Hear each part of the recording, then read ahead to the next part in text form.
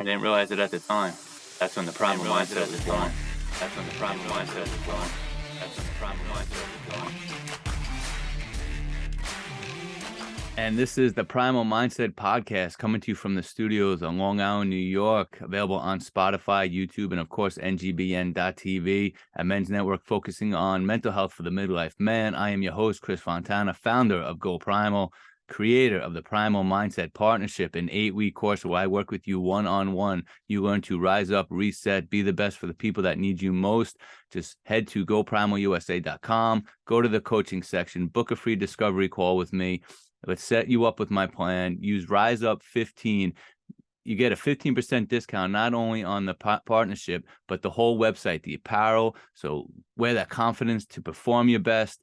So please check that out. And now, before we get to today's show, I just want to give a shout out to a few of the sponsors. We got Proof No More, premier marketplace for all non-alcoholic craft beverages, consisting of non-alcoholic beers, wines, mocktails, spirits, mixes. Coming up on 5 years of sobriety, I enjoy a nice cold Lomza. It's alcohol-free lager-style beer. Check them out at proofnomore.com. Use code CF10, 10% off. Also, Eat Better Meals, food delivery service here on Long Island. Man, this is nutritious, delicious, packed with protein. I absolutely love this. The meals are already pre-made, no cooking involved. Very, very convenient. Check them out, eatbettermeals.com. Go Primal 25 gets you 25% off your first order.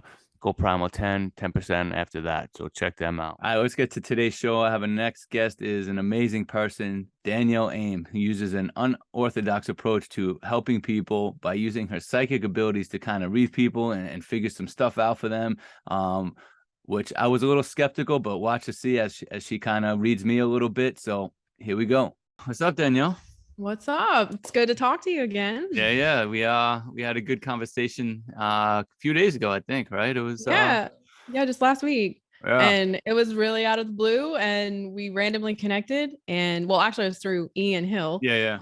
But yeah, I don't know. And even that day, you were like, "Too bad we weren't recording this." Yeah, we did. We had some awesome conversations about some really, good topics in so many different areas. That I'm sure we'll probably bring up again today. I'm sure. Yeah, we'll do that again. And yeah, it was. I wasn't expecting that. Where I actually got choked up a little bit of talking some things in my past, and you actually made it real easy, and I felt comfortable, so it was good. I appreciate that. Yeah, well, and that's actually kind of cool because that's exactly what I do. So it was really nice because that's what I feel. I always tell people I do a lot of deep work with people. I mean, really just the human journey for ourselves is deep, when we're really going through our stuff. And it's like, I like to just make people feel like, and I feel like you do the same thing. Like, let's just hang out. Like we're sitting together, in the living room, just like chatting. It doesn't have to be so formal or like, let me use big words and big vocabulary words and make myself seem smart. It's like, I'm gonna be real like, let's smart just be people. We all feel shit, some of it sucks. And then as you and I talked about that day, one of the main topics we were talking about is men and emotions and not feeling big P, because you have them and that you still carry them. It doesn't demasculate you, to have emotions. If anything, I think it can make a man be even stronger. Yeah, absolutely. And I think we were talking about like your husband, how he gets choked up or cries when like he deals with the kids or if he sees them do something. And I was like, man, I'm the same exact way. I got 2 little boys, so especially now the 3-year-olds in T-ball, man, I see him, he gets a hit. I'm like, oh, and like I start tearing up, and like it's I think it just shows you how proud you are of your kids and just what an awesome parent, because not all parents are like that. And I see that even with some of the kids on his team and the parents. I'm just like, man, I feel bad for the kid, really, because I think they grow up where that's normal to them, where they don't have that. But like when you every time my son, I mean, it's T-ball, they don't really get hits, but he hits the ball and he runs to first base. I give him the all right, and and he does it back to me, and it's just it's awesome. Yeah. Well, and I think you hit the nail on the head of something of like, I think for them it is normal because it's the taught like lineage base of emotional disconnect, of just existing in life instead of like really like living in life together. Like people just go through the motions. Mm-hmm. And one thing that actually for me, even as a parent, a few years ago, because I am a workaholic or a recovering workaholic. Yeah, And, there you go. in the beginning of my son, who's 5 now, but like around like 1 and 2, I worked a lot. And I finally was like, there was this meme and it basically showed like, spending more time with your phone than like your child and all. I don't know. I forgot exactly what it said, but I was like, oh God, gut punch. Okay, fine. Like you called me out. Okay. I get it. Yeah. And I mean, I'm not going to lie. It was a habit I had to break. And as well as I noticed myself then as a parent, my husband did the same stuff. I mean, not as far as work. He's a fireman. So like when he leaves, he's not there, but I work from home. So it's like, here's a laptop. You can take the thing anywhere you go. Yeah. It's really convenient. And I noticed it'd be like, Finley's my son and he'll be like, hey, mama, let's go do this. And I'm like, okay, what's mama doing? She's on her computer. And I still really, most of the time at that time, I'm not saying I never do it now, but like then I was so focused like on myself that just because I was in the room with him, I wasn't really like focused on him. And so my husband and I, like over these years have tried, I mean, we're still human, but we try to be more intentional. Like you're saying, even though it's a T-ball game to that 3-year-old, that it's like the world. It is like the most amazing thing ever. And for daddy to be proud, like that's awesome. Yeah. So I have a lot of fun with it. And I mean, as they get older, I mean, to be able to teach them about life and I'm really looking forward to it. And we talked about on our phone call, I lost my dad at 13, so a lot of things that I got cheated out on, or I felt I got cheated out on, I God willing, I get to experience with them, and I think that just makes me appreciate them so much more. And and it does get tough at times because we are human, and and even like myself and even like my clients who are parents, I teach them like, hey, when you make your daily list, write down, hey, read a book to, so like I read books to the boys. Yeah. Because, sometimes you kind of get lost in everything. And when I constantly see it, I'm all right. And then when I get them, all right, let's go read a book. Come on. Right. And to them, that's a great moment. It really is. And it's the small things. I think we put a lot of pressure on ourselves as humans in general, but especially if you're parent. And then if you have been a person like you and I that, have come from some shit in life and then like, that there's something different. Like, that there's something more. It's like, you want your child to also like experience that and feel that. Cause like, that other side. And I think it's tricky when you're the person that, well, at least for me, like on the cusp of when you're making that shift, you have this pressure on your back to like do it so perfectly and be so perfect, and it's like, how do you do it without messing it up? Or, I mean, I can't tell you how many times I've do you curse on your show? Okay. Because there was so many times I'm like, oh my God, I just fucked my kid up for life. I was like, son, you're going to go to probably therapy around like 21. You're going to talk about this incident with mom. And it's like, we don't want to do that. We don't, but no matter how much we learn, no matter how much we know, like there's still days like where you just wake up and it feels shitty, or you have just something happening in your life, like so much going on.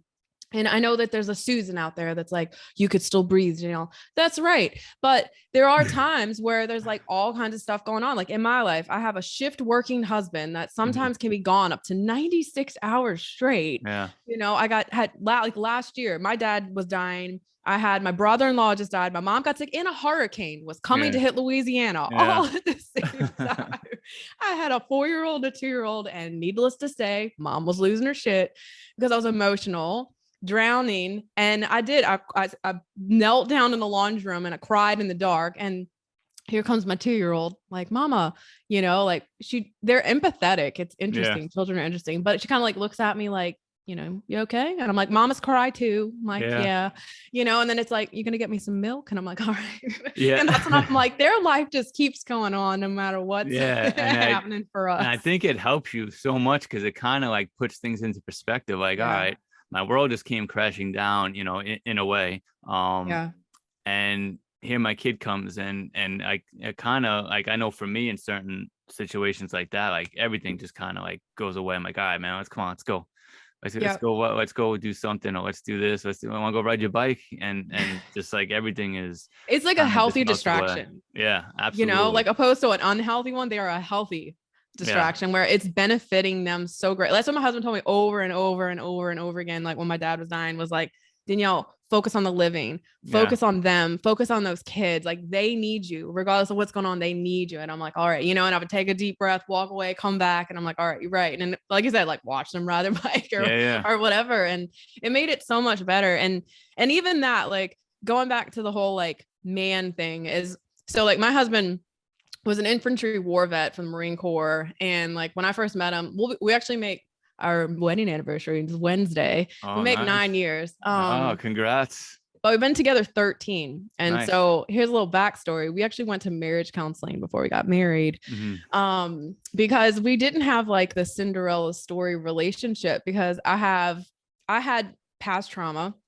I also was a severe depressive, had, you know, just shit happen in life. He has PTSD, abandonment issues with women, because he had already been married and all this stuff. So he's all like guarded AF. And then like he called us two dented canned goods. You know, here we come together. And the thing is we complemented each other so well, which I think is why it worked over this whole time. But like he had already been in therapy for PTSD for years. It was so bad. And so at like when we first started dating, it wasn't long after he kind of hid it at first. He was embarrassed to say that he went to therapy, because that's I think another topic of men being embarrassed. Yeah, because we're not supposed to go to therapy. We're supposed to be tough. We're supposed to deal with shit on our own, because you know, and that's a tough pill to swallow. But I think once you can do that and you can admit it, you find strengths that you had no fucking idea you had. Yeah. It's just taking that first step. I mean, even for him, going back to his story, like when he first attempted to reach out to get therapy, like when he came back from war, they didn't immediately like enter them in society right away. And they had to think like 3 months, like somewhere else. And he knew he wasn't okay. Like he was one of the first firefights after like September 11th that went out there. Like a lot of people died. And he could have. And so he had survivor's guilt and all this other stuff going on. And like, he reached out, like once he got back to Louisiana where we live, and like went to the VA, and they basically were like, scan the hull. I'm sorry, we can't really help you. And then he's like, what the fuck am I supposed to do? And it literally took that man to be, cause he was gone, and he also started being a fireman. So he's at the job being a fireman now, and he's in the dorms. And at this point in his life, he doesn't sleep through the night. He screams, and he can't sleep more than 2 hours at a time. And one of the other firemen that's in the dorm room, like just has his lights on during the day. Nathan's trying to take a nap. And at this time, Nathan was a bit of a hothead. He's like, motherfucker, I'm going to kill you if you don't stop doing this. And he was like really getting angry to the point that I think he probably would have. So then long story short, the fire department helped him get therapy. They paid for his therapy. And then the therapist is like, dude, you got like full blown PTSD, man. Like you're like, the VA should be helping you. And so that was the whole thing too, is like, sometimes, especially men from war or even women, you don't really feel supported. And then, so what are you going to do when you're rejected? But that was just it. He had an other place to go. He went to a regular therapist at first that then helped him get the ability to find the VA to help him. And then from then he went like every single week for like 15 years. Wow. And so when I first met him, we started going after about 6 months. And then they were like, had me meet the therapist to be like, Nathan, you go in the waiting room. We're going to talk to her. By the way, here's how men like this are. You sure you want to do this? And I'm I guess. Yeah, I guess. Yeah. And it was so freaking hard. At times it really was so hard, because you got like all this pain and all this stuff pent up. He doesn't know how to express it with me. I'm about to cough. Hold on 1 second. Yeah, no problem. It's all right. Sorry. So he had all this pain and all this pent up stuff. And it's like, he didn't know how to be emotional other than angry, So that was a huge thing, to be able to begin to communicate emotions other than anger and discord or the falsified, everything's okay. I thought I brought a cough drop. I got my kid's stupid cold, like as of last night. And I'm like, go configure. I got to record this thing today. But anyway, so yeah, I mean, it was like, and then that's the thing. We had a lot of shit happen because he wouldn't process emotion. He wouldn't process emotion. He wouldn't go there. He wouldn't go there. He wouldn't go there. Right. He'd fight you to the death and turn it around and spin it. And finally, like after a while, like he slowly started to break. And then over these years now, he's like, you know, I feel like a big pussy. And I'm like, dude, you're still a manly man. You're still a man. You're still a man just because you cry or just because you feel. But it's really nice because it didn't just help me and him. It helped him when we had children. It helped him with his family. It helped him with people to where he carries empathy now. And he didn't really before. He was very black and white with everything. Kind of a douchebag. I'll tell him to his face. So he's come a really, really long way. And it really is just having, and I guess I was that person for him. I know not everybody has like the wife that can counsel, but you know, I didn't let him use something too long as a crutch because I knew he had something more in him.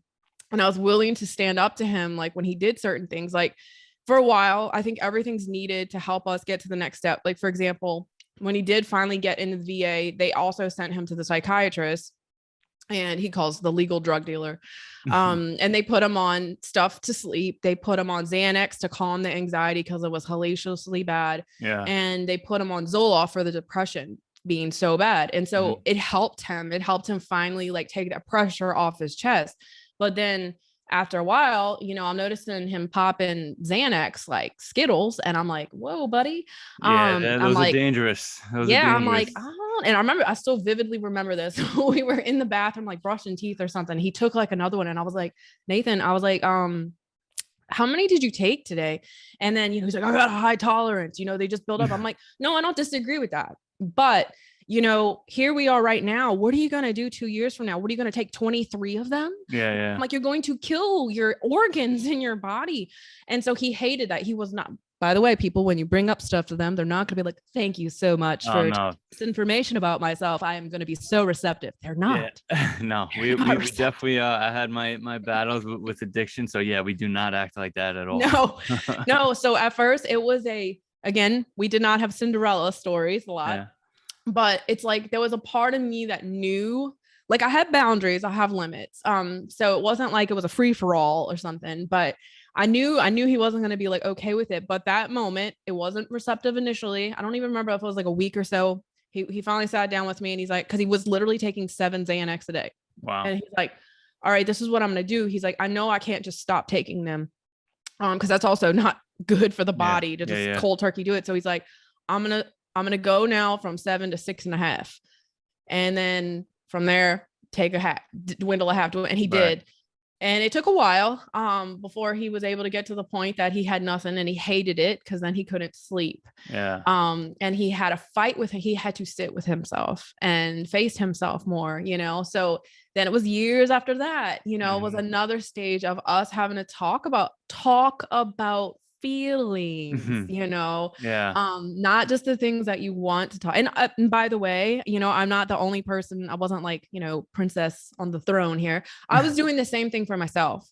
You know, I was having to face my own demons, but I'm more of a verbal processor and more express. I mean, I can't say all women because all women aren't, but I personally am. And then I am spiritually gifted, apparently, as of 2017. The universe, God knocked on my door and let me know that.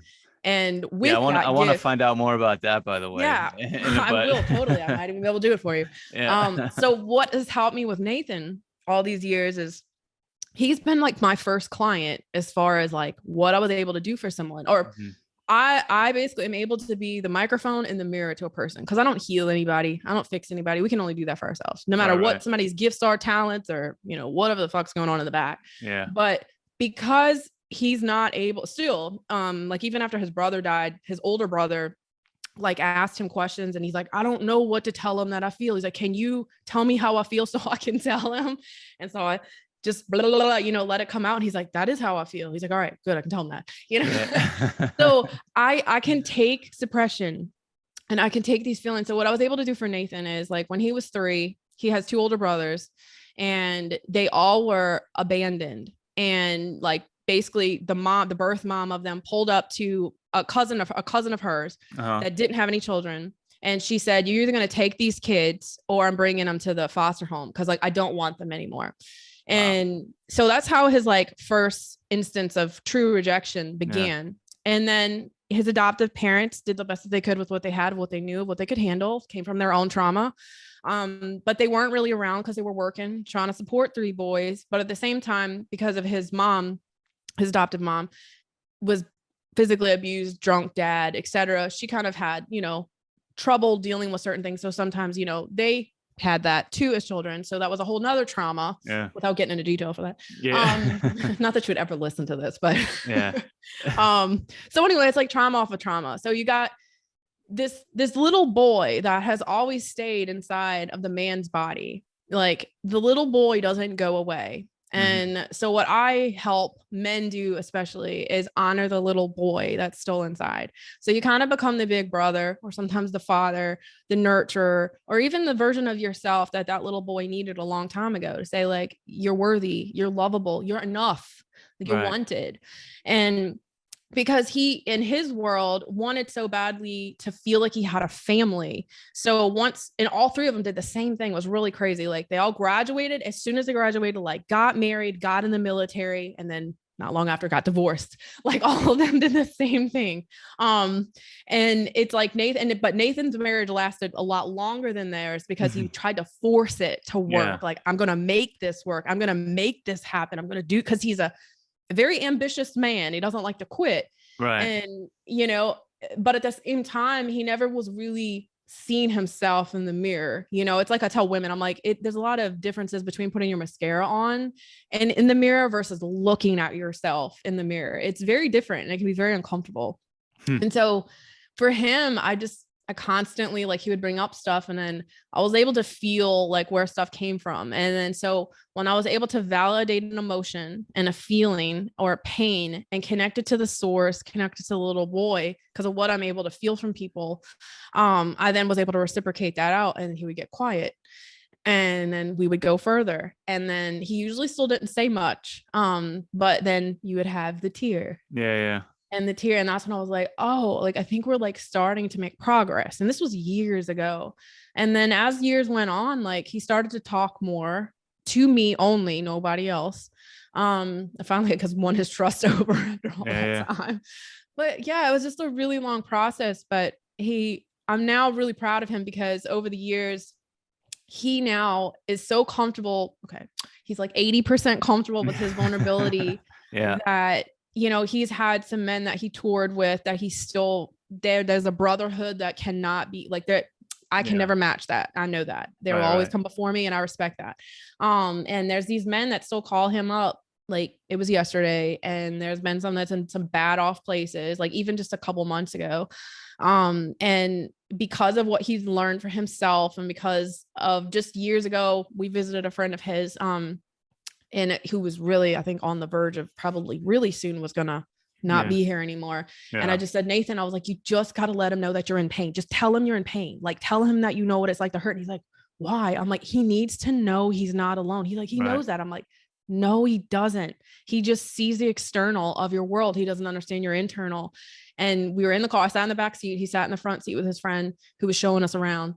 And, he just started talking, like it wasn't even brought up in conversation, but he's like, hey, Davey, you know, I don't know if you know this about me. He's like, because I know in the, you know, the way I look in every day, it might seem like everything's okay. He's like, I need you to know that I spent most of this time not wanting to be here. Like, I need you to know that, like, I suffered in silence and I've had great pain that I've held on to. And like, you know, he went on his own way of telling him. Yeah. And I shit you not, like that dude's life started to transform after that one conversation, because Nathan saved his life in war. So he's indebted to him. Wow. For the, like, indebted to him every 4th of July. Cause that's when the guy almost died. He messages Nathan every time and says, thank you for taking that bullet for me, you know? So, yeah, you know, it's like, I know not everybody has the same story, and it doesn't matter. Just like you lost your dad when you were 13. I lost my dad at 35. Yeah. It's still like, I think as a child, like, you don't even know what you're supposed to feel. So, you know what I mean? Like, so I could only imagine what you felt, or even maybe even still. Yeah, it was like, I just remember, like, almost like, first of all, you don't know how to act. have no idea how to feel. I mean, obviously, yeah, you know, I was upset and I cried and everything, but um, it's weird. Like I almost acted like it didn't happen. Mm-hmm. Because you know, back then, obviously, like, you know, we still had, you know, phones, you know, like there's no cell phones and shit like that. Yeah. So, I mean, I couldn't tell you like how long afterwards people were still calling, you know, like not people we knew, obviously, like, you know, bill collectors or whoever, or people saying, "Oh, is Stephen Fontana there?" And like, I would just be like, "Oh, hold on." Like, I wouldn't even know how to say anything. And I would like either just give it to my mom, or I would just say, "No, he's not here," and hang up. And like, I Yeah. had no idea. And I still remember it was because it happened in like basically end of 8th grade, like right at the end of 8th grade. So really then it was that summer, and then I went into high school. So it was like you kind of meet new people. Right. And I remember someone asked me, "Oh, so what did your dad do?" And I was like, I don't know." And like, "You don't know what your dad does?" I'm like, no, I don't know. And I just walked away. Like I didn't Yeah. I had no idea how to sit there. Like, no, my dad passed away. Like it Yeah. was, and like you, like the feeling inside, like I just had no idea what to do. I would like almost like I was embarrassed. I would like start Mhm. sweating. I didn't know how to fucking react at all. Mhm. Um, and no, and we didn't really talk about it much in my family, you know, and Yeah. I think That's that, common. yeah, It, and it definitely affected me. Like it something that was bottled in me for a long time. And then obviously when, you know, you start becoming a man and you start facing adversities and you don't have that guidance and that confidence that you're, you know, normally as a guy, like your dad instills in you. mhm. Um, that's when like that huge chip on my shoulder started like coming out in really bad ways. And obviously drinking and you know, I was blacking out by 19. I was already going to bars and blacking out all the time. So it was Yeah. just like, you know, it was almost like the common thing usually after a night of drink, where people would always be like, "Man, I've never seen you like that," or like, "Man, that was not you." Like, what the hell? Like, it was just I was Mhm. just a completely different person. Like, anger came out, just Yeah. probably all this. Like, I'm sure like times I would be crying and people would be like, It's the "What the suppression yeah, what the fuck's would going on leak with this out. Yeah. guy?" And Yeah. but yeah, just going back to like I said, when it first happened as a kid, man, you have no idea how to act. Yeah.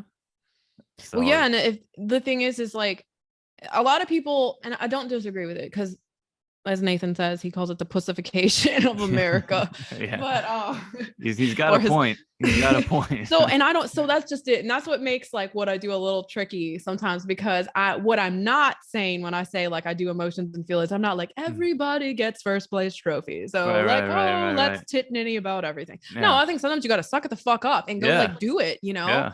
But at the same time, this is where I kind of am with the frou-frou people, I guess, is conditionally speaking, like that's why I said earlier, like our parents, their parents did the best they could with what they had of what they Mm, knew of what they could even handle, right?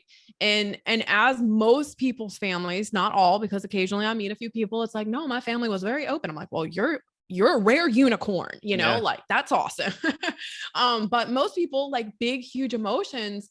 It wasn't that nobody had compassion. Nobody really had the tools or really the tools like they themselves are feeling these feelings. How can I help you process your feelings, you know, like how, like if I was your mom, you know, like how would I be able to help you if who know, you know what I mean? yeah, And that's the thing is like we're not taught money or feelings in school. We're not yeah, taught those two fundamental things to really human.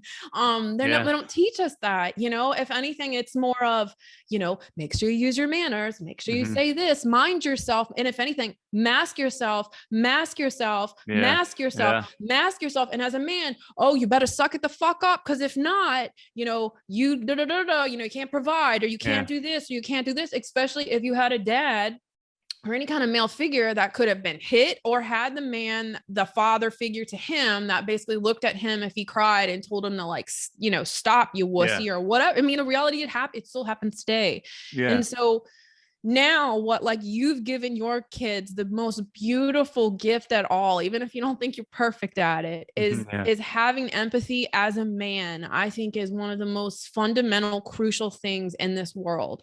One, it helps fathers be a better father. And if you are in a relationship of any sort, whether you're married or not, that it helps you be a better partner. You know, it helps you be more present, and it helps you be, even if you haven't figured out all your own shit, when you have especially a little boy in front of you crying as he gets older, he has these big emotions, you're going to let him know that it's okay. Now we can do it in a way that he's not a fucking tit at school. As I tell my son, I'm like, dude, if you keep whining like this, nobody's going to like you. Yeah, right, dude. So no one's like, going to want to have your feelings. Want to be with you. Have your feeling, please. And I tell him, I'm like, I respect your feeling. I respect your emotions. Yeah. And I don't ever knock them down, but it's like, you've expressed yourself. And from what I know of you and how you handle things, you know, I think right now what you're doing is for attention because you're trying to connect to me. You don't actually have any pain right now. You're just trying to like milk this to see how long trying to get your way. That's what they're trying to do. Exactly. And so, yeah. It's funny. Yeah. With my 3-year-old, that's what, I mean, obviously my 1-year-old is a little too young right now to teach him anything. They're a whole nother case. Yeah, that's a whole different animal. But my 3-year-old, you know, and to my wife's credit, we both teach him, you know, hey, you know, if you're sad, it's all right to cry. You know, if you get hurt, it's okay. If you have pain, it's cry, but you don't cry if you don't get your way. You know, that's when you don't cry. When, you know, you have to go to bed, you start crying. No. It's not crying, dude. You got to go to bed. That's the rules. That's what I said. That's what you listen. If daddy says it, then that's what it is. And that's how, I mean, that's what I do remember from my father. I mean, he was a great father and, you know, a big, strong guy, but, you know, he was kind of like that too. Like where, like, if you felt bad or whatever, like he was a comforting person, you know, it wasn't like, oh, what the fuck you crying for? You know, it was like, and like, he was a good protector and, you know, he was a tough dude, you know, like if you didn't listen to him, you got smacked, you know, and that's all right. I don't think there's anything wrong with it. So like, I just always wanted to be like him, really. And that's how I kind of try to model myself after, you know, and I think I do a pretty good job of it, you know, and obviously, like you said, we're not perfect. You know, this shit I do. And I'm like, I probably should have handled that a little bit differently. And the self-awareness is what matters. Yeah. And, you know, I feel like this is what we could do as parents. And this is what my husband and I try to do as much as we can is like, there's times where I lose my shit. Right. And I'm yelling and I'm just like, you know, stop, whatever. I'm in my, like, just trying to do one thing, like somebody sit down. And then what I'll do is once, you know, everything's calmed down, I literally will kneel down if it's to my son or to my daughter. And then I say, I want to apologize for my behavior. One, didn't know how to handle what was going on earlier. Like and I still acknowledge if what they were doing was like batshit crazy. I acknowledged what it was. And I was like, look, I didn't have any other tools because I'm still learning too. So I always acknowledge my faults because like I had a mom that often was like deflected everything. And like, it was kind of always me, or always worried about what everybody else thinks. And I'm like, hello, right here, like right here. Hello. And then my dad had no idea how to deal with emotions. So he was kind of like anti anything. He was like oblivious, not oblivious, but dissected himself from emotion. So I'm just sitting there as a kid, like somebody, like, I know I'm not the only person, like it takes two to tango, you know? So I think that was instilled in me to my children of even as I became an adult, my mom's still saying like, this is how I am. I'm not changing. I'm like, well, that's fucking shitty. You know, and I'm like, you know what? Not that she's a bad person, again, doing the best she could, but now with my kids, I'm like, I have made same thing, like, cause my husband can sometimes throw things when he's angry. And I'm like, you can't do that. If you're going to tell Finley that he can't do that, really confusing for a little kid. Can't, you know, and that was me a few years ago with the 1 and 2-year-old before she turned 3, I was yelling a lot. And guess who started to yell a lot? My 3-year-old. And I'm like, oh shit, she's doing what I'm doing. And I was like, you got to get a grip on yourself because you cannot look at that little girl and tell her to get a grip on herself if you can't do it yourself, you hypocrite. You know, and so that's the thing about myself with parenting that I do more than ever. I'm like, oh, being a hypocrite. Okay. So it's tough. Not that changing. It's me. It's definitely tough. Yeah. It's and unfortunately, I curse a lot. So Same here. No, we are like sailors. And then if anything, it's like it's very hard to control myself. So so it's a very subtle sometimes. Like, and like I won't even realize it. I'll be driving like, oh, what the fuck is this guy doing? And all of a sudden, Santino's in the back. What the fuck's he doing, Dad? I'm like, oh, I'm like, yo, you can't say that. You can't say that, buddy. So it's definitely I mean, I try not to laugh, but it's funny as hell when you hear a little kid curse. Well, what I've done, and I found it, like, at least for us, it's worked. So we still don't really, I mean, we try. It's not like we're like, hey, you little fucker. We don't say stuff like that. But I do try to, tame it down a notch. But like you said, I'll be in the car driving. I'm like, a little like, this motherfucker. Yeah.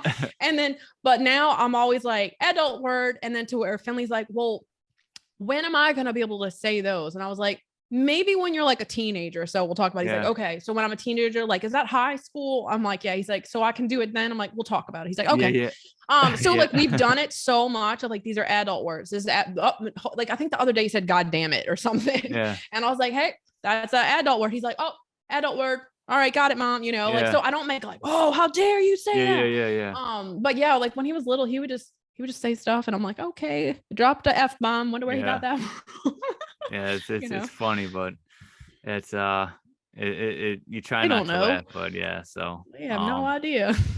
But let's kind of get into this spiritual, like, I don't know if you told me or if I read this, something about some psychic stuff that you I am a psychic. So I mean, I'm gonna be upfront, I'm gonna be honest, I don't really believe in that shit, so I didn't either. I want you to either try to convince me or tell me like how it works. Okay, so for one, to like let everybody know on this, I actually spent most of my life being an atheist, and not intentionally practicing it. But then I was kind of more agnostic because I didn't have faith in a lot of stuff. I was really, really super cynical. I just didn't understand, like, none of life made fucking sense to me because I was such a depressive and stuff. I was just always in like the cesspool. I mean, literally most of my life. So fast forward to high school. I was at a Catholic high school, by the way, even though I wasn't religious. Yeah. But anywho, I came home. I was like, I think a freshman or a sophomore. And up until this time, even though my parents were married, I did not have a relationship with my dad. Because again, he was like beaten and stuff and raised by his grandma, blah, blah. He did the best that he could. And anywho, I came home from high school one day and I just started talking about religion. I was like, I don't understand it. Like, I feel so outside of it. And he's like, look, instead of trying to connect yourself to something, he's like, why not give yourself this grace? And he's like, have you ever heard of being agnostic? And I was like, no. I was like, what does even that mean? He's like, you have faith that there is something that has created us and that like is a part of us. And he's like, so just maybe just say that's what you are instead of like fighting everybody else with the religion stuff. And I was like, okay. And that was like a pivotal moment with him because he saw me question life. I've always questioned things and I've been very open-minded and non-judgmental to like anybody's beliefs or anything. As long as you don't push your agenda on me, I don't care because I'm not going to push an agenda on you. I'm the same way. Like whatever you believe, that's fine. Just let me believe what I want. Yeah, just don't throw tomatoes or rocks at me. Yeah. So anywho, that was kind of, so again, I do not come from a religious standpoint, but as I started going, because I had so much depression issues and stuff, I guess you'll call it like the self-development world. I was about like 18. I'm from Louisiana and Katrina happened and stuff. So we like lost our home, lost my car, lost my college, my job, like everything was gone for a while. Everybody in my family had nothing. And around that point, I still stayed in New Orleans because that's where I'm from. And my dad gave me this book because I still was suffering so bad with depression. It was like Life's Meaning Handbook or Guidebook or whatever. And so the author of this his name is Joe Vitale, by the way. He still writes a lot of books and he's like a metaphysical teacher. So he doesn't teach metaphysics in this. It's still very just like take self-accountability and your emotions and feelings. So all this has gone on for years, just nothing serious. I still have really no faith. I don't really think about faith, but I'm trying to better myself is really what I'm doing. I'm trying to better myself. So then, I'll fast forward completely. 2014, I went and flew to Peru with my husband and another Marine that got ordained to marry us, just to marry us, nobody else. And we flew to Peru and we did an ayahuasca journey with a shaman. And that brought out a lot from our suppression closets. Not saying everybody has to go do ayahuasca, but So I did that. What is ayahuasca? What Ayahuasca is is plant medicine. So one, it is a drug per se, but it's not like, you do not like party off this stuff. You are vomiting and shitting yourself. It's awesome. And then it's like, you drink a cup of sludge tobacco is what it tastes like. It's not tobacco, but it's disgusting. So again, this is not for enjoyment purposes. This is literal healing. And so again, crazy stuff for about a year or so. I don't even remember how I found out. I knew no one at all in my life that had done this. No one. And at no point at this point in my life was I even doing anything at all. I'm just trying to like figure out this human shit. Well, on my own, I somehow found it, started watching YouTube videos. I tell Nathan about it. And at first he's like, what the fuck do you want to do this for? You know, like, and then we get married. And then one day, like 6 months later, Leandro, which is the guy that married us, and he calls Nathan up and he's like, hey man, I'm thinking about doing ayahuasca. Have you ever heard of that? Like, you want to come with me to Peru? He's like, you do realize Danielle's been saying she wants to do this. So then we do this thing. It kind of opens up Pandora's box. So for me, it brought up a lot of suppression because I was sexually abused when I was like about 5. So it brought up a lot of stuff like that, which allowed me to start healing, allowed me to start understanding my depression. So during these times, I'm getting happier, I guess you would say, you know, like freeing all this toxicity outside of me. So at this time, I just am doing business coaching for a living. I got my master's in business, did corporate, and then fell into business coaching is the best way to put it. I'm at a retreat. I flew to Boston, which was a whole nother crazy series of events because my husband and a 6-month-old son was with me at this thing that wasn't a family trip, but it turned out to be everything leaded up to this most perfect endeavor. Like I was supposed to go to this place, sat at a table. My husband ended up at the table. My child never napped though, by the way, but that day he did. Miracles do happen. Yeah. My husband's sitting at the table. There's only 4 of us. There was 2 women I didn't really know other than their names. And they were doing something called mind mapping. So again, just business stuff. And I'm like, hey, can I do that with you guys? Yeah, sure. So anyway, we're at the table. My husband and this other one that wasn't doing the mind mapping started talking. And I'm like, y'all, I have like freaking squirrel brain. Like y'all have got to switch seats because I can't do this. So again, now coincidentally, I'm now sitting next to this woman. Her name's Lisa. And we just started talking about stuff. This is when my life changed. This was in 2017. She just sat there. She talked about something. And I, by the way, do not have to touch people to do this. But that day I did. I touched her arm. I looked at her and it was like I went and like zoomed in. I read every single thing of this woman's trauma and pain from when she was a child that everybody at the damn table was crying. I have no idea exactly what I'm doing. And she just looked at me. I think she was like 46 or 47 when this happened. And she was literally like, Danielle, I waited like 45 years or 46 years for somebody to tell me this. She's like, you answered my prayers. And then I'm just like, still like, are you okay? I have no idea what happened. And we're all just kind of blown away. Like this went on for like 25 minutes. So she goes like in her room. Cause we all had rooms at this, like, it's like a mansion. It was like a house with a lot of rooms. She goes and sleeps and it's like hours later. Of course, rumors now have spread. I was like, what actually happened? And I'm like, I don't really know what happened. So anyway, she comes out. She's like, looks like she lost like 15 pounds and is refreshed. And I'm like, so you're okay? She's like, I have never felt so amazing in my life. And I'm like, you look like you just came from the salon. I'm like, and everybody's like amazed. So anywho, we sit next to each other again. Here we go again. She's like, oh, it's happening again. And we sat like soul to soul. And I was able to bring up and what I did for her, it doesn't work the same way for everybody. For her needs, we brought up a lot of stuff of suppression, things that are not talked about that was affecting her life. Like she ended up making a testimonial for me. And she in it said that she spent over $75,000 between rehab, marriage counseling, doing retreats in Arizona, like all this stuff to try to find this like thing, whatever it was for her, this missing piece. And I was able to deliver that to her. So flying home on the plane, I look at my husband, I'm like, I don't think my life's going to be the same like I thought it was going to be. So I kind of processed it for a while. And first thing, I wasn't like excited about it. I was embarrassed about it because I don't believe in this kind of thing. Everybody's going to think it's a fucking joke unless you see it. And so I had a lot of resistance. And so do I have anything in this field of spirituality? There's these like, they're called decks, right? Okay. They're just cards with words like this says going beyond normal. It's not like devil stuff or anything like that. Like I even made my own, like they just have words on them. Like I made one for emotions. It says victim. So anywho, I bought one of these. This is like 2 months later. I'm scared shitless to even touch this thing. And I'm just like, this is embarrassing. I want to do it. Fine. There's this girl that it turns out that was or woman that I was in this mastermind with as well. And she's like, you do know, like, you're highly intuitive and like you're gifted and you can read people. And I'm like, how do you know that? She's like, because I can feel that from you. And she's like, watch, read me. And I'm like, I don't know how to do that. She's like, just read me. And I'm like, okay, you feel like you have anxiety. She's like, okay, and keep going. And then I can just go in. And so people have to have the door cracked for me. So what I don't do is I don't give you lotto numbers. I don't tell you if Susan's coming on Thursday, it's just going to be the love of your life. What I do is emotions and feelings. So watch, I'll see if I can do you.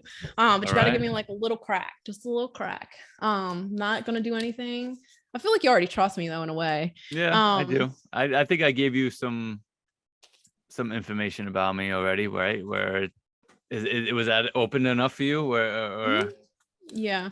So that's the only thing sometimes I have with, but like, I don't have that really with you. Okay. So sometimes it's just really basic. All right, I used to do live streams. That's how this finally started for me. In 2017, I started going live, and when I first started, because my friend Kelly was like, you got to get online. And I'm like, please don't make me go in public doing this. Like, this is so embarrassing. And she's like, you just have to believe in yourself. Like, and I'm like, I don't even really think I can do this. She's like, yeah, you can.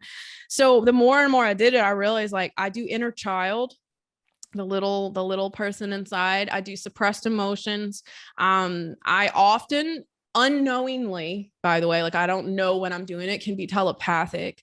Because I've had numerous times where I'm on a client call. I'm analogy and storyteller when I teach.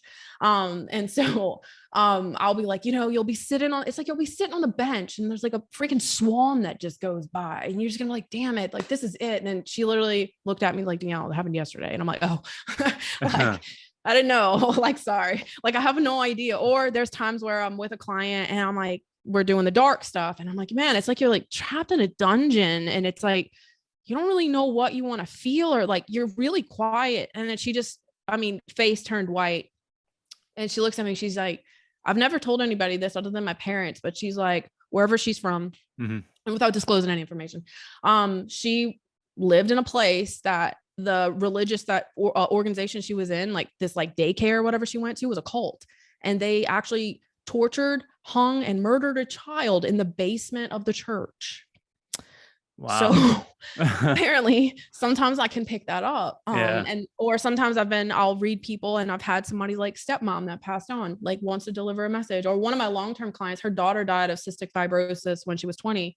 And so every now and then, like she would just come, and sometimes she was yelling at her mom because her mom would just like not trust herself and not go. So like sometimes I'm delivering those things. So like for you, what I feel like is I feel like you're in a really good place compared to what you used to be. I think you're really learning to trust yourself.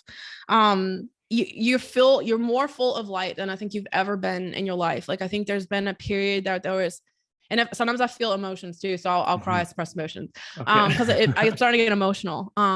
Because I feel like you spent a good part of your life, which feels like most of your life, where it was so dark and like you felt like this fuck up and like you should have been further. And like why it's like, yeah, I took a different path. They said to take a different path. I took the path and it was even fucking worse than the first one, and so it was like you had all this like thing, but it's like there was this moment where I don't know if you did or didn't, but it's like I tell people sometimes that the most advantage you'll ever have is when you're lying on the fucking ground, like because you fell so far that like, and ever so slightly there's a reflective surface there, whether it be a puddle or a piece of glass. And it's like you have no choice but to stare at yourself. And it's like you had a moment in your life where you stared at yourself so hard that like, I don't know if it was like a kick in the ass or a wake up call or something, but there was something that made you move. And that's something, and I feel like it has a lot to do with your faith, that helped you find the light. And you realize that the darkness actually can bring the brightest light of all. And you started to find yourself. And so I feel like now where you're going is you're starting to build momentum and trust with that light and trust with yourself. And that it's tricky when we're in the online space and we teach these things and we're trying to help people be better people, but we're still a person, how do you still be human with that and still, seen as the person that can help people? But that's the thing. They trust us even more. They trust us even more because we're not saying I'm the end all and the answer, or like, I'm perfect on the mountain and I can't be touched. No, I'm like, I am so imperfect. You have no idea. I've lost my duck and I can't fly. Like, I have no idea. And I'm very candid. I'm very open about it. And people have trusted me more. Or when I had postpartum depression so badly after my second daughter and spoke about it after all the time, I got more clients. I didn't lose people. I didn't lose credibility. I gained more connection. And I think you're starting to learn that more and more and more and more and more. And if anything, I feel like you're being led to trust that, to go even deeper than you've ever gone, because it's going to give you the momentum that you've been like seeking, like a further momentum with your messages and your mission. It is to be expanded. It is to go further. And so a lot of this is going to come from, we're not done. We're never done. And really, I think our mission of humans, of whether it's what God or the universe or whatever is here for us to learn, as love is the essence of life. And it's not so much about the love we give others. It's the love we give ourselves, because the love we really truly give ourselves with like full faith and grace. And grace has been a word I had to wholeheartedly take on for myself. It is like my go-to word, grace. Because it's something I used to not give myself ever. I was very hard on me. And the more I gave grace, the more I was able to see this being and nurture the child also. Cause like you get to a point like where your children can become your inner child, but not everybody has children. And so it's like, well, how do you do that? And it's like, it's just about nurturing yourself in those moments when you're angry, and the moments when you're withdrawn, and the moment where the relationship doesn't work again, or you have another failed one, or the business isn't working, or this isn't working. Ask yourself, what is it that you need? Like, what is it that you need? And the more you focus on that internal compass, that internal cup being full, not the kids, not the wife, not the business, but yourself, the rest is just gonna it literally like blossoms and blooms. And also to not be afraid to go against, I don't feel like you're afraid, I want to use that word, but I'm going to use it anyway, to not be afraid to do something that seems a little unusual. I don't mean like you're going to do what I'm doing, but like, be okay with going against the grain. I feel like it's going to really work to your advantage. Like, I feel like you're on the cusp of a message that still hasn't fully been embodied by you, but it is, like, in a way, really defining like the primal mindset. Like, sometimes we're literal with stuff. And then when we really let ourselves embody it, like it becomes something so far outside of ourselves that we didn't even know was possible, so. Yeah. I think you kind of and breathe. Yeah. You hit a lot of good points, and it was definitely you're definitely yeah, I don't even know how to explain it. That's what I was talking about. I'm like, I have to, when people's like, oh, what do you do? I'm like, I help humans human. They're like, yeah. Well, like, you're a life coach? No. You're a mindset coach? No. I mean, kind of both, but no. Yeah. No, I think that, obviously I felt for a long time like I hated myself, and that was a big that word fuck up was right on point. That was exactly what I thought I was. I failed out of college, and in the eyes of my father, I'm like, he was so disappointed in me. I was the biggest fuck up. I was, and it continued. Now, like, I think you hit it, on the head again. Like, now I'm to the point where like I'm happy where I am. I think I'm going somewhere. I'm moving forward. That momentum is going. So I think now I feel good, but for a long time, yeah, well, even in my 30s, I still felt like a fuck up. And like, I just wouldn't imagine, like, if you told me, even like in high school, if you kind of showed me, that's going to be you in 20 years, I'd be like, get the fuck out of here, dude. There's no way that's going to be me. Even in 5 years, if you said that's going to be you in 5 years, I'm like, no. If I fell out of college, dude, get fat as fuck. No, that's not me. Eventually, be an alcoholic. I don't even really like to drink. In high school, we drank on weekends to hang out and party and get drunk. Same. I didn't really think at that time I was an alcoholic. I didn't sit there and like, oh, I love to drink. No, I love to hang out. And drinking was just there, and you do drinking games, and you're a fucking stupid high school kid, and that was it. You know, we partied and we played sports. That was the only reason I like, you know, hung out in high school really. So yeah, and then it just, to numb myself, I just drank, you know, and I became more of a fuck up, you know, and I crashed drinking and driving when I was 22. You know, thank God no one got hurt. Hit 5 parked cars, had reconstructive knee surgery. It was like basically my first rock bottom. And you know, I don't know how many thousands of times after that I drink and drove on blackouts because I just didn't learn my lesson. I didn't give a shit who I was with, where I was drinking, and I had my car. And if you know, you look at it, I should not be here at all. You know, there's no fucking way I should be alive. I should be either dead or in jail for the rest of my life for killing someone. I don't know how. I truly believe, I truly believe, like, and again, like you kind of said it, I lost faith for a long time. Even to this day, like I definitely believe there's a higher power. Obviously, like I said, or I wouldn't be here. And I really think my dad had a lot to do with it.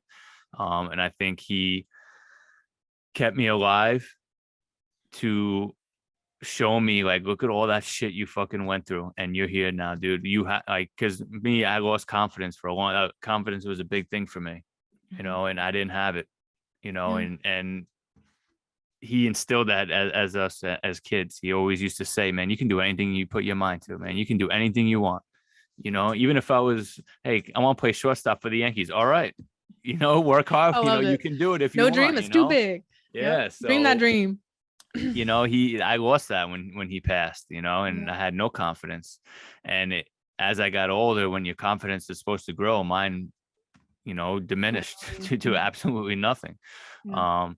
So overcoming all, like, the anxiety and the depression was the hardest thing I ever had to come over. I didn't think I was worth anything. And, you know, you talk about the reflection. And I remember, I mean, I wasn't laying down, but I was standing up looking in the mirror, and just, I remember it was the weirdest thing where I was looking at myself, but it was like I was someone else, like, out of my body, looking at me, being like, man, I fucking hate you, man. I fucking hate you. Like, that begins the self-love journey, by the way, when you look at yourself and say, I actually did that exact same thing.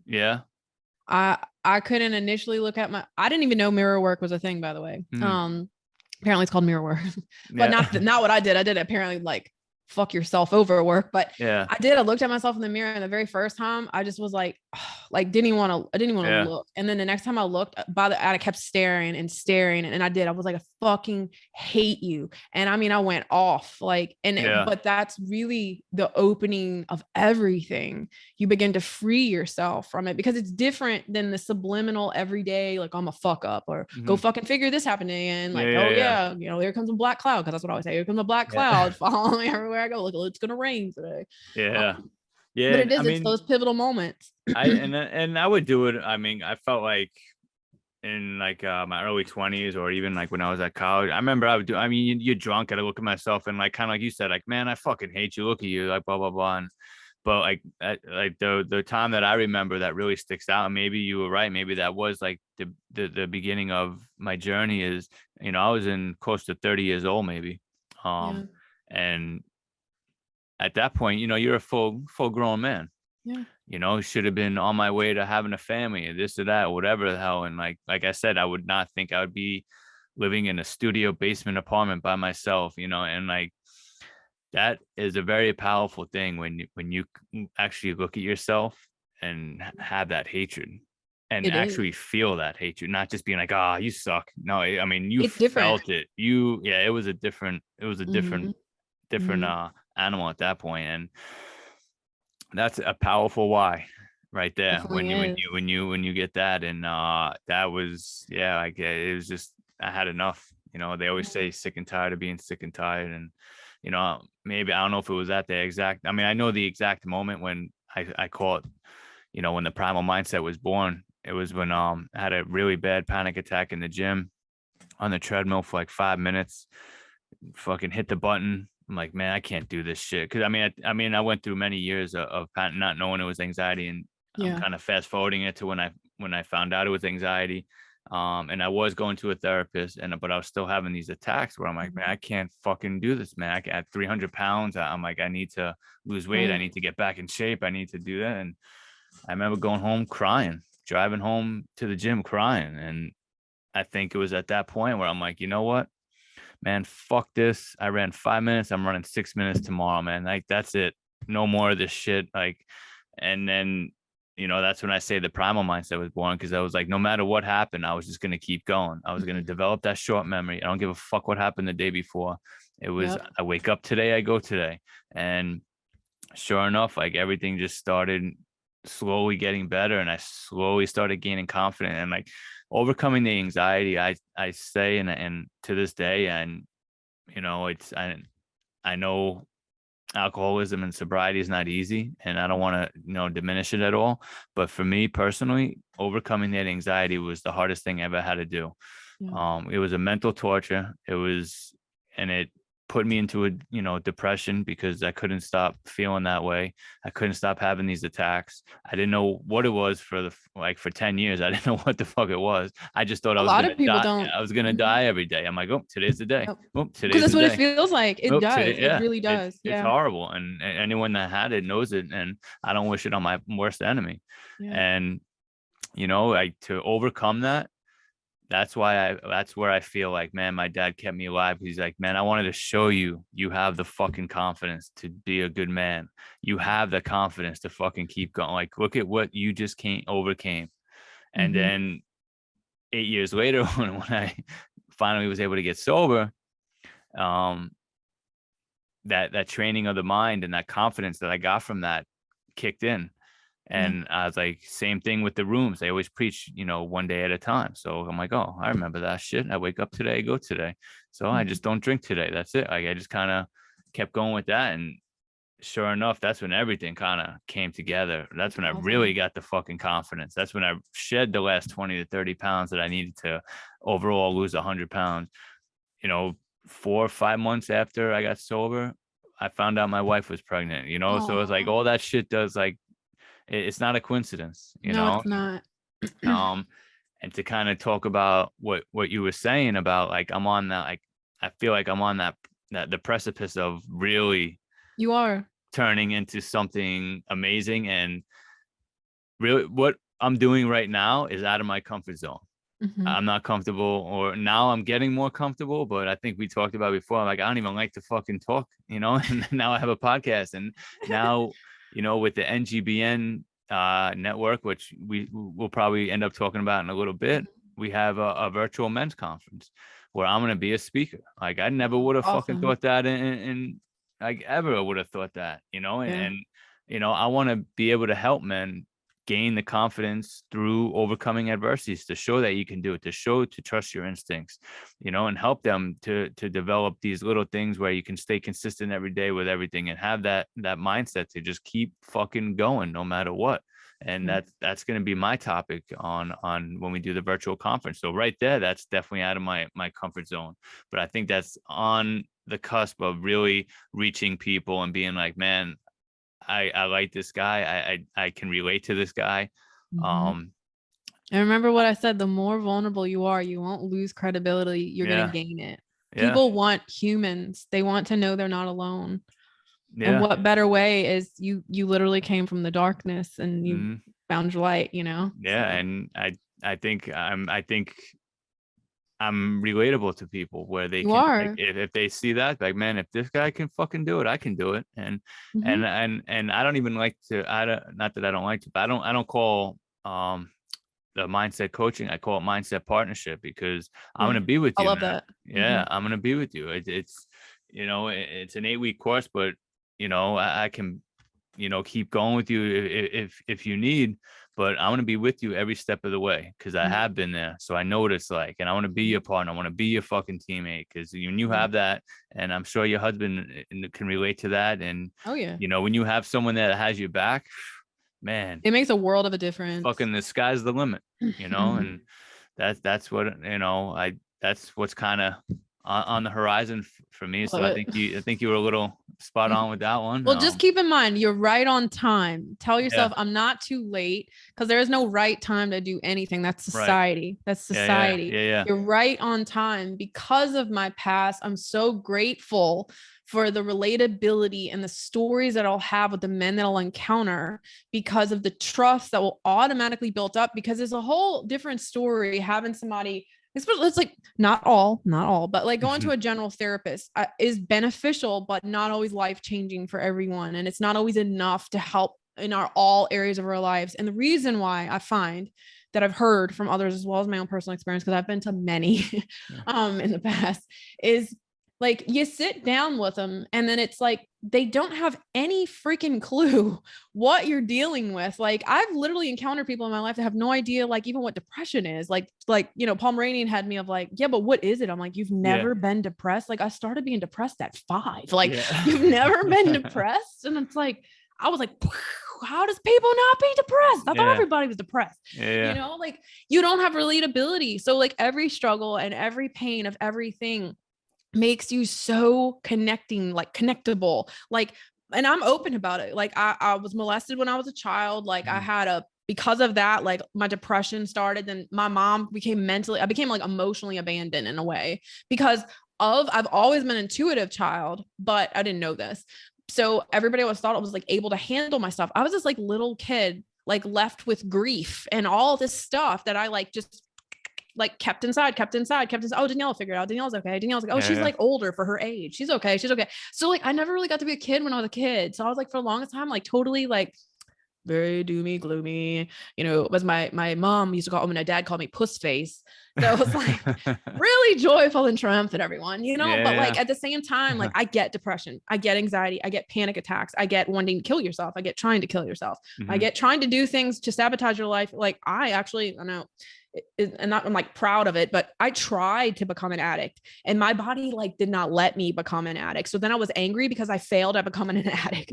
Like that was my life. So it was just like, go fuck, I fucked that up too. Like probably a good thing to fail at though. Well, that's what everybody tells me. I'm like, yes, I'm grateful now, guys. But like at the time I wasn't. Like, that's when I was like, I'm just going to find another way. Then. You know, but like, because of all those things, I had a miscarriage. I had a struggle in relationship with the man that I'm still with. It wasn't always like rainbows and freaking cupcakes, you know, like fucking war at times. And, you know, it's like those stories bring substance, and those stories make people not feel that their stories are so not necessarily so bad, but they're not alone. And that's why I love when you call it a partnership, because people on this journey, even if you have a million people around you, you can feel by yourself. Like you can feel really by yourself, and that nobody understands you.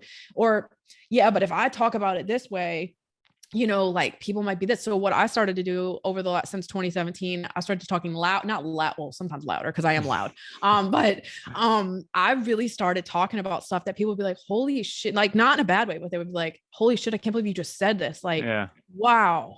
Like you'll just lay it all out there, won't you? I'm like, I have nothing to hide. If this will help you guys, I will fucking do it till the day I die. So I lay it all out there. I'm not saying everybody has to do that. I have no problem either. It really truly has been life-changing for people. I'll tell you, it really has. And it makes me want to do it more. You know what I mean? Like, so when I have another fuck up, I'm like, another story, bing, you know, instead of like, fuck, I'm like, woo, you know, in a weird way. No, I get it. So, I mean, do you strictly help men, or is it both? You kind of work with everyone? Yeah, I've primarily started going a little bit more with men, like in the last few years, only because I started having like this compassionate side. Not necessarily compassionate. I mean, I've been compassionate, but I don't know. I started seeing like a lot of holes, and then especially like how society is right now. Even though I'm a female, I'm just like, guys, like this is not the solution. Because all they're doing is like I don't disagree with it, because there is some fucking fucked up shit happening out there. I don't disagree. I don't. But like, let's just focus on America right now. Like, let's just focus here, because we can't change the world, everybody, like in 1 minute. But like in this world, I started to hear people say stuff, and then I started seeing commonalities over and over and over and over and over and over again. And it had a lot to do with men. but it's not so much about a man being a fuck up or a man being inconsiderate. I saw a man that was hurt. I saw a man that had emotions that he didn't know how to feel, like, to where I'm going to say this is so controversial to some people, but only because I was actually molested, I feel like I have justification behind it. I actually even found to where I have absolutely, it doesn't mean when I say this, people, I do not mean I condone anybody that rapes or molests people and that I think it's okay. What I'm saying is the person, in order to do that, must have been really, really messed up in their head. And so people even go generalize from that. And I'll even tell you guys to go watch a basic B TV show on Netflix called 13 Reasons Why. Don't ask me why I watched, but I did. Maybe it's for teaching. But there's a high school kid that did. He raped like 7 different people. He was usually shit-faced though. But as you watch through the seasons of this kid, you start to realize like how fucked up he was in his head. That, like, he said, you know how everybody has that little voice in your head that tells you to stop? He's like, I didn't have a voice that told me that. Like, I didn't have a voice, because he was a really wealthy kid. His parents were never around. Like, he had no emotional connection, no anything. He was very disconnected. So it's not condoning his behavior. It's showing the hurt, the like neglect and all this stuff. Hurt people. And like, some of the biggest bullies in the world, like, not that they're, oh, hey, bully, hey, you're such a good person. No, they're fucking dicks sometimes, totally assholes, like done some fucked up stuff. They still probably, yes, need to go to jail. But like, let's get to the root of the problem instead of, you did this. You shot a gun. You strangled your girlfriend by the neck. Why is he strangling the woman by the neck? Who strangled him? Who beat him? Who threw him in the closet? Who told him he's a piece of shit? Who did that to him? Who molested him? Nobody wants to talk about that kind of stuff, because it's easy to just talk about the victim, but that person actually is the victim. You know, and that I talk about a lot of like taboo stuff that a lot of people kind of get triggered on, especially women. Feminist don't always like me because I side with the men, but I'm not really siding with the men. I'm siding with the human. And I think men have been so out of touch because they've never been taught how to be in touch with self, and without that seeming so like lame-o or against being a man, that like the equilibrium of the man has been off balance. But that true man, I said this the other day, you know, like, instead of tears being the sign of like being weakness, like, what if it's actually signs of being a warrior? And I don't mean a tit ninny crying a thing. I think being able to look at your children or anything, a situation in life, and feeling a feeling is beautiful. I don't think that's something that's just something women do. You know, I think it's something humans do. Like, we have all the senses. We get to touch stuff. We get to experience stuff and like smell things. Well, those that have all senses, you know, see, touch, feel, you know, have that whole embodiment of the memory of the experience of a perspective, because that's all anything is a perspective. But if your perspective has only been one side, it's the only side you know, so that's when I started to realize, like, and it was actually not easier per se, but like, it was easier for me to relate to a man than a woman. And I've always had more men friends than women, or connect more with men than women my whole life, even when I was a kid. So I started asking myself, like, why don't I work more with men? Because I felt uncomfortable at first. I'm like, yeah, but men don't want to work with a woman. And then my husband a couple of times said, he's like, well, actually, sometimes women can be more comfortable, you know, than a man can be, you know, with certain situations. And he's like, independent on how the woman is, you know, you might be more comfortable than other women. And I was like, well, I guess, you know, and then so I started being like, well, I mean, if I kind of like you said about yourself, like, well, if I can do it, and I'm like, well, if I can do it with him, if I was able to break that man down and give his little ice cold heart some like beating, you know, maybe I can do it to anyone. You know, and so that's when I was like, shit, I can, you know, and it was overcoming. I'm not a therapist, but I don't do therapy. I don't claim to be a therapist, you know, I don't try to do any of these things, but it is, I've had many people, it's like, wow, you were like 1 session, like 6 months of therapy. I'm like, cool, good. I'm like, I'm only here to give you progress, like, for yourself, like, you know, like, if it made you feel better, awesome, you know. So sometimes people need confirmation. Sometimes people need a kick in the ass, because I will give it. And sometimes we do trauma healing, you know. Just kind of depends on where you are. It's funny actually, because I don't know why. I mean, even to this day, probably, like, if I haven't been to a therapist in a while, but I know when I first went, I didn't want to go see a man. Like, I wanted to see a woman. And I think if you told me now, I'd still be like, nah, I'd rather see a woman than a man. And I don't know. I think really anywhere I go, if it's a dentist or a doctor, or I don't know why. I That's just what my husband says all the time. He's I just like, rather I just be with wanted to be a woman. Yeah, I remember I don't know, it's kind of funny story, but when like I had to get something looked on like on my foot, and they had to like, scrape it off, whatever, and I had to go like a couple of different sessions. So the first time I go in, and obviously it's a woman or whatever, and then I go and I just made the appointment. I thought it would be the same doctor, but I didn't realize it was like 4 or 5 different doctors in there. So I go in there and I see a guy. I'm like, oh, whoa, wait, well, hold on, what? Like, it was a guy What are doctor, you and he doing did the here? same thing, and like, and like I'm not a homophobe, whatever the fuck you Yeah, want to call it, yeah, but it was just like, yeah. man, it No, I was know like what you mean. it was the most uncomfortable fucking 15 minutes. Um, Actually, no, I had it more uncomfortable when I had to get something checked that. Well, my husband has to get his physical every year for the fire Yeah, department, and he's like, every fucking time I get the 6'5" black dude shoving his finger up. And then like one of the other firemen's like, oh, I I have a had to woman. get checked one time, and yeah, it was a very uncomfortable feeling. So we'll just leave it at Well, that. every time he But gets so pissed because he always gets the guy every time. yeah. So but yeah, like I don't know what it is. It's just maybe, especially when it comes to therapy, maybe I think women are just in general more compassionate, maybe. Yeah. Easier to talk to when you have to, break down crying. And I'm sure there's guys who think the opposite, and that's where like we kind of come You in got to with, find your people. yeah, with the whole with the NGBN men's network. I think there's going to be that group of guys that flock to it because they rather deal with guys. Yep. And that's what I think we want to bring. We want to bring that, hey man, you're normal for feeling that. Correct. You can cry in front of us. We all, we've done it already. Like I'm not gonna look at a guy crying because he's depressed or upset or whatever the fuck, and be like, oh, you pussy, what the fuck you crying for? Right. And I'm sure that's what they feel. Like that's what they think is gonna happen.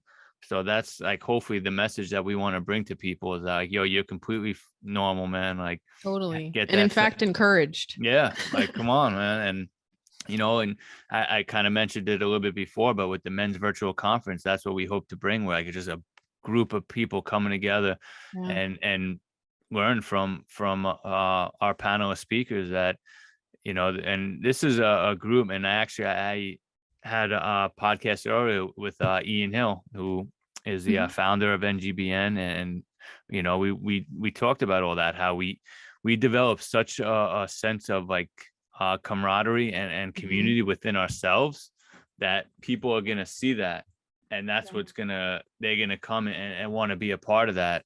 Because we support each other, and even just as little as being on LinkedIn, and we do our daily posts and everyone reacts, comments right away and says, oh, that's great, man. And it makes you feel good. It makes you feel like, all right, man, I'm part of something. It gives you a purpose in life. For guys who feel like they have no purpose and want to end it, man, this is, hey, come on, and you're not alone. Yeah, you're not alone. There's many people that tried that, and thank God we're unsuccessful. And unfortunately, there are people that are successful, and that's what we're trying to stop. Because, like I said, I was shocked when I heard Ian say that, the highest suicide rate is midlife men.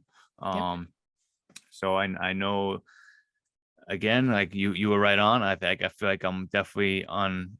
Like I felt like I found like my home in a sense. Like I'm very passionate about this network and this group of guys, and being a part of this from the ground up. I never would have thought I would have been part of something like this. So I think it's just the beginning of it is, and everything has a starting point. Yeah.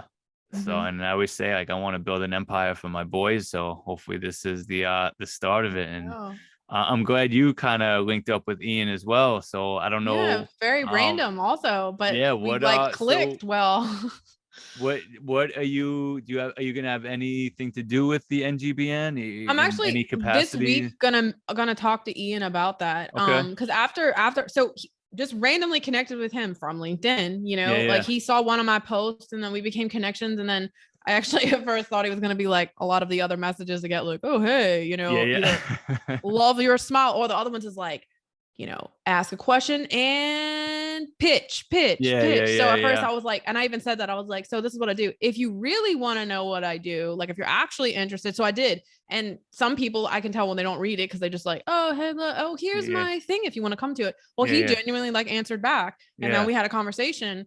And then I had started seeing some of his posts and I was like, I really like what you're standing for. Like, I think this is so needed in the world right now. Like, it's so incredibly important.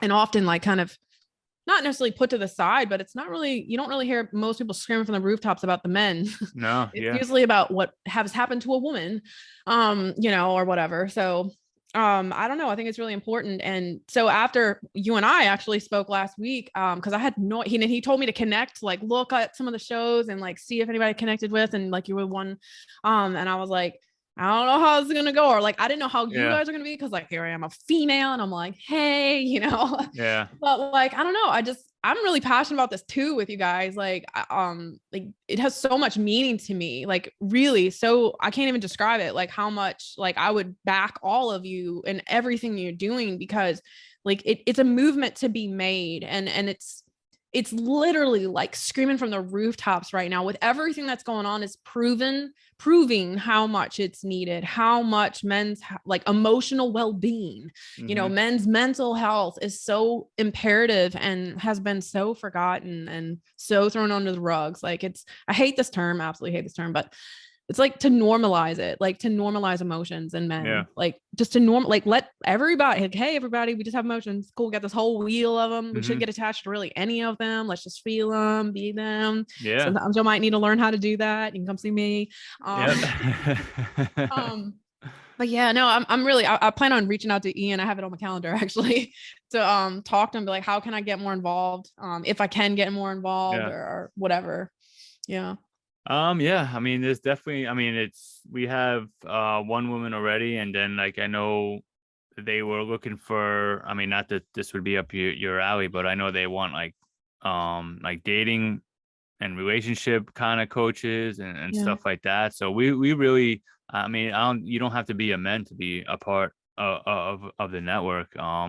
Because obviously, our target audience is easy to say it's just midlife men, but it's not. It could be women because they have husbands, they have boyfriends, they have significant others, they have sons. That they'd be like, yeah, I don't know how to help this kid, or I don't know how, he's 20 something, even like someone like that, or a kid grows up and is depressed, has no friends, is lonely, whatever it is, can't meet a girl. Like I know I talk to just people in my life who I'm involved with, and like my son, he just can't meet a girl, and like I feel horrible. I'm like, I mean, because I mean I was never really big with that either, like I was never outgoing, I was always shy. So I can understand it, but like when they start getting into their 20s and they're still like that, then it's like, oh man, like it's like this kid needs some help, man, because then he's gonna be in his 30s and feel like that, and then who knows what the fuck he's gonna do when he hits his 40s. Like people snap, people do things, they do. And unfortunately, when there's no outlet for them, it usually goes in a bad way, whether they either hurt themselves or hurt other people. And I think, obviously we're seeing that all over the place now, and it's unfortunate. And, Ian always likes to say, like, we just want to make the world a better place, and, we were saying like how usually every generation is supposed to get better. Like you always say, you want to have it better for your kids. And like, we were like, man, I think it's going the wrong way. I feel like if like how it is right now, it just feels like it's going in a different direction that it's not supposed to. So I think it's the midlife men right now, man. I think we're very important to this society, because we gotta make it go into that right direction, because that's what I was saying earlier. Men is sort of like the fulcrum of everything, and so many, not to put the weight on the world on the men, but it's more of balancing out the man internally, creating like to have everything balanced. And then it's like I don't know if it's like everything will, I swear, like I just call me crazy, but like I think everything's going to play off of it. Like it really, truly, I mean, just in my own fucking family with my husband, the more that man feels and just express whatever. I like almost don't want to talk about like, because it's like, was you just always like, oh, this is how I feel? No, that's not what I mean. Like I'm not like fucking Oprah every day or something in the house. Like we still curse like a sailor. He still jokes and he likes fuckery all day long. Like to make jokes and piss me off. Otherwise he gets a reaction. You know, so like we're not like all like, oh hey, Mary Poppins in the house. No, we're still like normal people, you know, that don't even seem like we're quite as evolved as we are, but we are, you know, and it's like, but like everything flows so much better. Like parenting with the children, being husband and wife, like doing life together when it's hard, you know, like it works so much better. He actually changed his entire paradigm. His job didn't change. He's still a fireman. And he started like, oh, you know, fireman, fuck this shit. I have no camaraderie and all this stuff. Like I'm just there for a paycheck. He actually enjoys what he does now. You know, and it makes everything better, man. It makes your whole world better. Everything changed when he chose himself, you know. So. And it's, I think it's a good thing, and it's definitely happened in my life where once I chose to be like, fuck it, I'm gonna show my vulnerability, man. Fuck it, I got a lot stronger, and my life. And then got look better, at all the gifts you got piled right on. and I get to teach my boys that, and you know, God willing, I'll be around for a long time, you know, to see them grow up, and I think it was you said something about it earlier, but like I'm a big believer, and I really tell myself every day, man, things are happening just the way they're supposed to happen when they were supposed to happen. Like, because I was always so stuck on like my past, like, oh, I fucked up, I should have did this, I should have done that, and like couldn't stop thinking about, oh, in high school was so much better, you know. And then it was just the years went by, and like I just never got over that.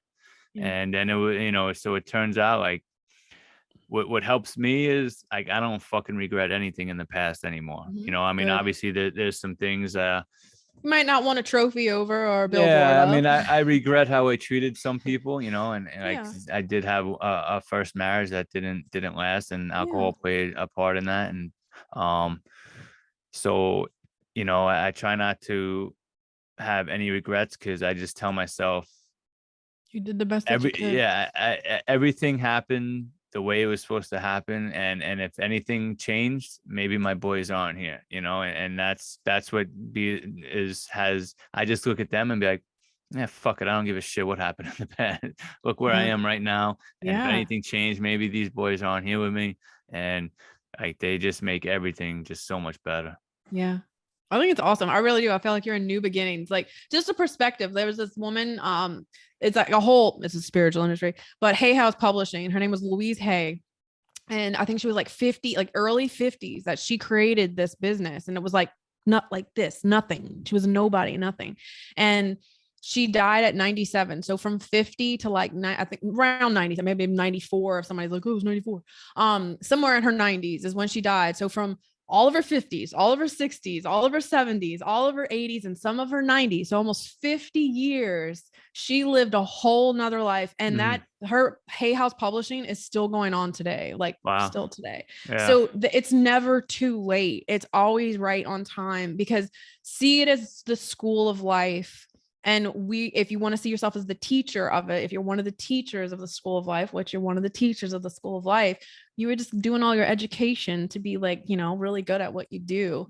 So, you know, it isn't, we do some things sometimes that, you know, when we had our, like, you know, humanity side to it, we're like, oh, that was kind of fucked up, but oops, like at least you can recognize it now, you know, at least you have self-awareness to it now. You can see what you did, but like, we can't go back in the past. We can't change it. All we have is this present moment, you know, and what the past can be is a beautiful guidance system of what we want and what we don't want, what we missed and want to appreciate so much more, you know, and a lot of people don't want to admit this with stuff, but like the death of my dad actually was the most beautiful gift he ever gave me last year, because for like 33 of my 35 at the time, now 36 years with my mom was fucking hell. Like we didn't get along. We had the worst relationship ever. It took my dad to die for something to finally, because this again, the same woman that once told me, I'm never changing. This is who I am.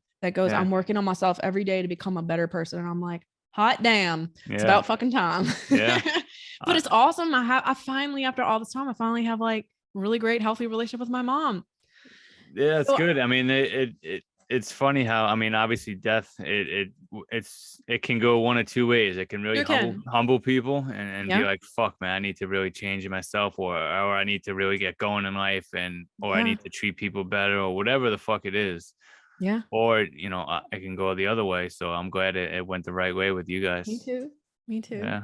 I Nice. wasn't sure how that was going to go. I Yeah. actually thought I was going to go completely polar south. Yeah. So I was surprised myself because my dad came through like when he was dying, like to me. And then he's just like, everything's going to be okay. I'm going to like, you're going to have, cause I even have like older brother I hadn't talked to and like all this stuff. And I mean, all this stuff changed all because he died. And it was like, he told me that before he died and he's like, just wait. Like, I'm gonna be fine. I'm gonna be good. Like he joked, like, I'm gonna be flying and Yeah. like, my dad's always been like a hippie at heart. So it's like, he like gave me this visual and stuff. And I'm just like, all right, dad, I'll trust you, Yeah. like you go do your thing. I'll do mine. And it's like, even like, I swear he saved books for me. Not like maybe not literally, but like my dad had told so many books and I go through all of them now. And there's books that he didn't have a business, but like, it's like, he got the book, something in him made him get this book. He took it and he would bookmark. Like there's one spot and he like never touched it again. And I open them. I'm like, this is just what I fucking need. Yeah. I'm like, this is so cool. Like, like just so many little neat things has happened. And I'm just like, I mean, I miss him all the time, but like at the same time, life goes on and it's all we can do is keep on trying to live, especially with, like I said, the living that we have with us. Like enjoy it tenfold if you can. Yeah. It's unfortunately that it does go on and you just got to make the best of it because it will go quick. It does. So you got to appreciate it as much as you can. You may not always, and that's cool. That's okay too. It's okay to be pissed off. It's okay to say, why me? But you got to quickly snap out of that. Yeah. Like last week, I was not the most optimistic person because I was so fucking tired because every goddamn night, one of my kids woke up. Yeah. Because they had a cold, the stupid cough. Ugh. Yeah. So it was just like, I was so tired. I was so tired that like, I was like, man, I'm just out of it, but I'm like, and I would be like, I'm humaning this week. That's all I would say. And then I'm better, good again. That's how it is. Yeah. So shit. Well, this was fun. Yeah. I know we went like a really long time. Yeah. I think this is definitely my longest podcast. Somehow that doesn't shock me because I talk so much. No. Yeah. And I kind of figured that after our phone call because that was just a kind of we just want to talk and meet and whatever, and I think it was like a 45-minute phone call whatever it was, and I'm like, oh, she might be a long one when she comes on. But it was good, and you gave me a little bit of believing about the psychic shit, but maybe we can do some more readings and for sure, and we'll see how it goes. So, but yeah, thank you very much for coming on. This was awesome. I'm looking forward to staying in touch with you, and hopefully you can join up with us at the NGBN.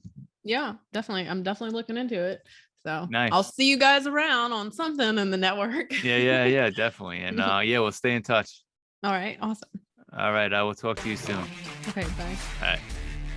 Hi, this is Chris Fontana, founder of Go Primal. Just jumping on here real quick to let you know to save the date, January 7th, 2023. I will be part of this men's virtual conference along with some other amazing content creators for the NGBN Men's Network. It's going to kickstart an 8-week program helping men thrive in these unprecedented times. So message me for more details. As always, trust your instincts and keep going.